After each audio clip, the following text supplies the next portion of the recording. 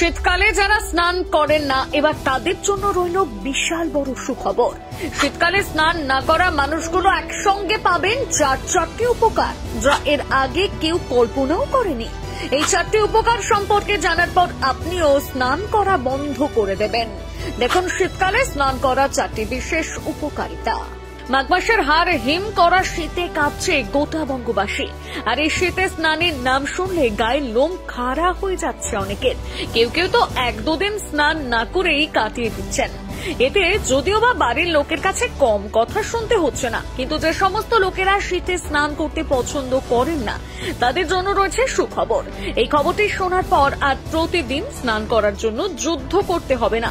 বাড়ির লোকেদের কাছে উঠতে বসতে খোঁটাও শুনতে হবে না, বরং স্নান না করলে গুনে গুনে 4টি উপকারিতা পাবেন। সম্প্রতি এক গবেষণায় বেরিয়ে এসেছে এমনই এক চাঞ্চল্যকর তথ্য, যেখানে স্নান করার বদলে স্নান না করার পরামর্শ দিচ্ছেন। এই গবেষণার প্রাপ্ত তথ্য থেকে জানা গিয়েছে, যারা স্নান না করা নিয়ে বকা খাচ্ছেন, উল্টে তারাই ঠিক কাজ করছেন।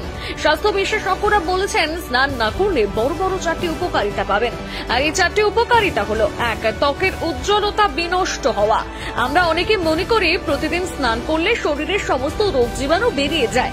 আবার কেউ কেউ কিছু কুসংস্কার মেনে প্রতিদিন স্নান করেন, কিন্তু বিশেষজ্ঞরা জানিয়েছেন প্রতিদিন স্নান করলে ত্বকের উজ্জ্বলতা নষ্ট হয়ে যায়।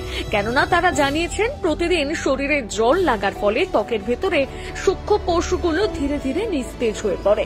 এর ফলে ত্বকের উপরে থাকা আবরণের উপর ক্ষতির সৃষ্টি হয়, যার ফলে ত্বক ক্রমান্বয়ে উজ্জ্বলতা হারাতে শুরু করে। একসময় দেখা যায় ত্বকের উপরের আবরণে ভাঁজ পড়তে শুরু করেছে। ত্বকের ভেতরে থাকা সূক্ষ্ম কোষগুলো একে অপরের থেকে বিচ্ছিন্ন হয়ে কর্মক্ষমতা হারিয়ে ফেলে। এই কারণে উজ্জ্বলতা নষ্ট হয়ে যায়। তাই ত্বকের উজ্জ্বলতা ধরে রাখার জন্য প্রতিদিন স্নান না করলেও চলবে। 2. চুলকানি ও জ্বালার প্রভাব। সকলে প্রতিদিন স্নান করার সময় সাবান বা বডি ওয়াশ ব্যবহার করে থাকি, কারণ এতে করে শরীরে দুর্গন্ধ চলে যায়। হ্যাঁ, এই ধারণা হয়তো ঠিক যে সাবান ব্যবহার করলে শরীরে থাকা সমস্ত ব্যাকটেরিয়া চলে যায়, কিন্তু আবার অতিরিক্ত সাবান বা বডি ওয়াশ ব্যবহার করা ত্বকের জন্য ভীষণ ক্ষতিকর। যেহেতু শীতকাল, তাই সকলের ত্বক শুষ্ক হয়ে যায়। আর স্নান করার সময় ক্ষার জাতীয় সাবান ব্যবহার করার ফলে ত্বক আরো বেশি করে শুষ্ক হয়ে ওঠে। বিশেষজ্ঞদের মতে সাবান ব্যবহার করার ফলে ত্বকে থাকা দূষিত জীবাণুগুলো বেরিয়ে যাবার সাথে সাথে ভালো জীবাণুগুলো বেরিয়ে যায়। এতে করে শরীরে ফাঙ্গাল ইনফেকশন হওয়ার সম্ভাবনা বেড়ে যায়, যেমন চুলকানি, ত্বকের উপর জ্বালা জ্বালা ভাব ইত্যাদি দেখা যায়। বিশেষ করে যাদের স্কিন শুষ্ক প্রকৃতির, তাদের এই বিষয়ে খেয়াল রাখা উচিত। তাই সপ্তাহে স্নান করা থেকে 1-2 দিন ডুব মারাই যায়। এতে করে তেমন কোনো সাংঘাতিক ক্ষতি হয় না। 3. বয়স্ক এবং বাচ্চাদের জন্য ক্ষতিকর। বাড়িতে বয়স্ক এবং বাচ্চারা থাকলে তাদের প্রতিদিন স্নান করানো প্রয়োজন পড়ে না। একে শীতের তাপমাত্রা অনেক কম, এতে জ্বর, সর্দি, কাশি হবার ভয় এমনিতেই থাকে। বিশেষ করে বয়স্ক ও বাচ্চাদের ঠান্ডা লাগার সম্ভাবনাও বেশি থাকে, কেননা বাচ্চা এবং বয়স্কদের ইমিউনিটি পাওয়ার কম থাকে, যার ফলে তাদের ঠান্ডা প্রতিরোধ করার ক্ষমতা কম থাকে। আর তার উপরে যদি প্রতিদিন এরা স্নান করে, তাদের শরীরে ক্ষতি ছাড়া লাভ হবে না, বরং প্রতিদিন স্নান করা থেকে বিরতি নিয়ে মাঝে মধ্যে গা হাত পা ভালো করে মুছে নিতে পারেন।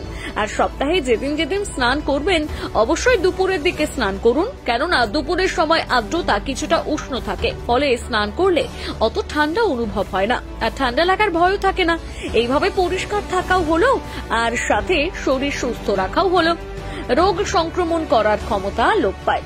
অনেকে সকাল সকাল উঠে স্নান করাটা একটা অভ্যাস, কিন্তু শীতকালে এই ঠান্ডা জলে স্নান করা সম্ভব হয়ে ওঠে না। তাই সকালে স্নান করার জন্য গরম জলটাই দরকার পড়ে, কিন্তু প্রতিদিন গরম জলে স্নান করলে হিতে বিপরীত হয়। বিশেষজ্ঞদের মতে প্রতিদিন গরম জলে স্নান করলে শরীরে রোগ সংক্রমণ করার ক্ষমতা ক্রমশ কমতে থাকে এবং পেট গরম, কোষ্ঠকাঠিন্যের মতন বিভিন্ন অসুখ তৈরি হয়।